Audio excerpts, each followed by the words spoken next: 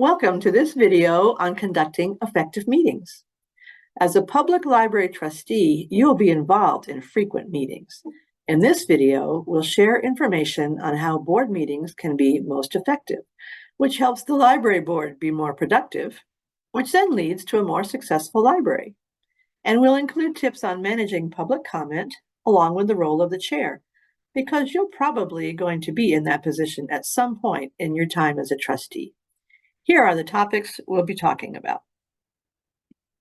Montana's open meeting laws, managing public comment and participation, responsibility for creating and following an agenda, minutes and recordings, other suggestions you might find useful.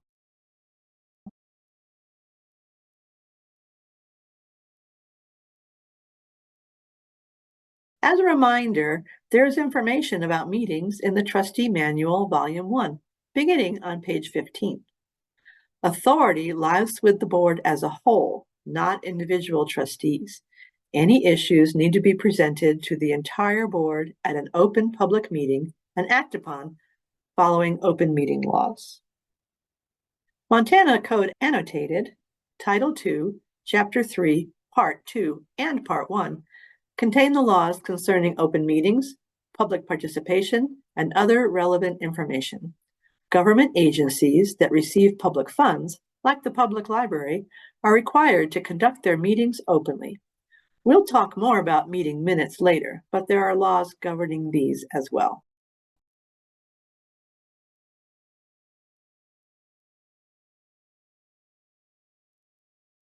Because meetings are required to be open to the public, there are laws regarding public participation. Although it might seem inconvenient, the more transparent the board can be regarding its actions, the better it will be for the library. After all, you are spending the public's money, and board decisions affect the public, so they should be informed. The meeting agenda needs to be available ahead of time, so the public is aware of what will be discussed. Posting on social media, publishing in the local newspaper, even displaying the agenda on a library bulletin board are all ways anyone can see what the library board will be discussing. The state library recommends preparing an agenda at least 1 week prior to the meeting date. The agenda also needs to include allowance for public comment on agenda items, as well as anything the board has authority over. But remember, no action can be taken on something that hasn't been properly noticed.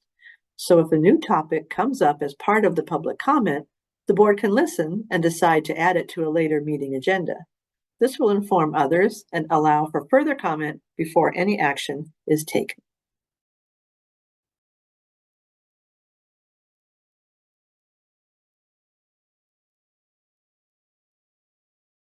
Although it can be a bit scary to have the public at a meeting, clearly outlined procedures can help.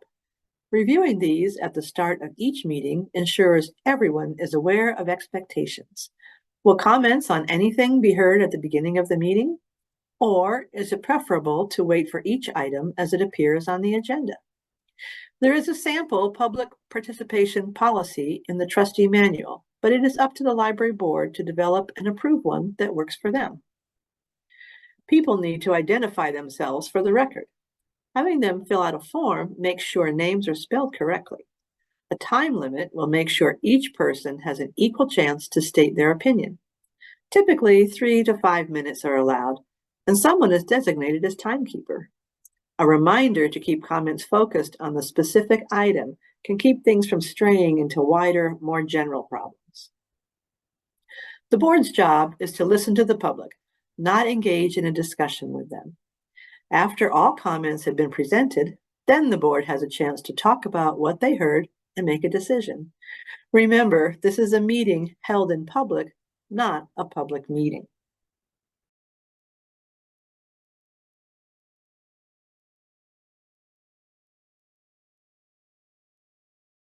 So what makes for an effective meeting?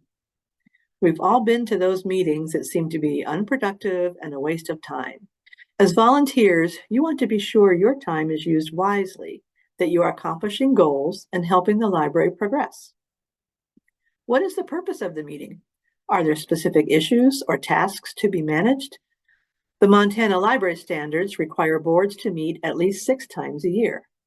Even if there aren't any pressing issues, this does provide the opportunity to meet other standards, like the 3 hours of continuing education, reviewing policies, or planning for the future. We've mentioned how an agenda prepared and distributed ahead of time is a big help. The library director and the board chair should work together to create this, establishing an estimated timeline to keep the meeting on track and moving. Include the time and place of the meeting and highlight specific action items. For routine items, such as approving previous meeting minutes, a consent agenda can be used to save time. As a trustee, you are responsible for being prepared as well. Often, a board packet containing all relevant reports is sent out ahead of time. Being familiar with these will help the meeting run efficiently. Don't be that person who asks a question that has already been answered in the document.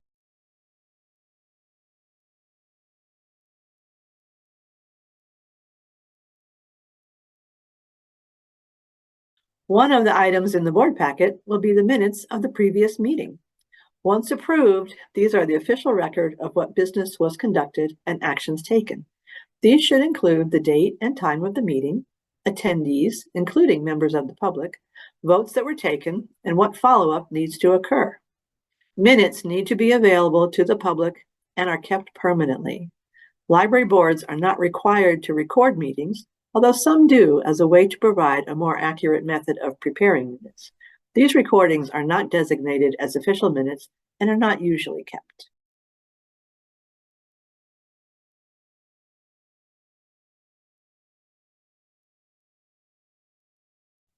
Each trustee should have the opportunity to fill the role of chair. This provides valuable leadership experience. When running a meeting, it is advisable to use some sort of parliamentary procedure. Robert's Rules of Order is the most common, and all board members are encouraged to become familiar with at least the basic aspects of this, such as making a motion, asking for discussion, proposing amendments to motions, and voting. If this seems too formal for the smaller size of a library board, other procedures can be used, but it's important to follow a system for consistency. Sometimes it's beneficial to develop a set of ground rules for meetings. These don't have to be formal or detailed, but can include things like disagreeing respectfully and participate as equals. Reviewing the list occasionally, perhaps when a new trustee joins the board, can remind everyone of basic expectations. Or the board can work on developing a list that seems appropriate. The chair facilitates the meeting, moving through the agenda, keeping discussions focused on the items listed, and ensuring all trustees have a chance to participate. This can sometimes be challenging as different personalities come into play. There are introverts who prefer to observe and think, and maybe need to be asked directly for a comment. And there are the talkers who can sometimes monopolize a meeting. The chair will need to manage both tactfully. It becomes even more critical when disagreements between individuals develop. This is when the chair's facilitation skills really come into play. Depending on the emotional level, it is sometimes enough to suggest a short break or perhaps table the issue to revisit at a future meeting. For an issue that needs immediate decision, making a list of comments can provide more rational support and evidence to help everyone come to consensus. Remember, once the board has made a decision, it is up to all trustees to support it, regardless of their personal opinion. Hopefully, this information will make board meetings feel more productive and encourage participation, both from all trustees as well as the community the library serves. For more information on topics mentioned, like library standards, please refer to the trustee manuals available on the State Library website.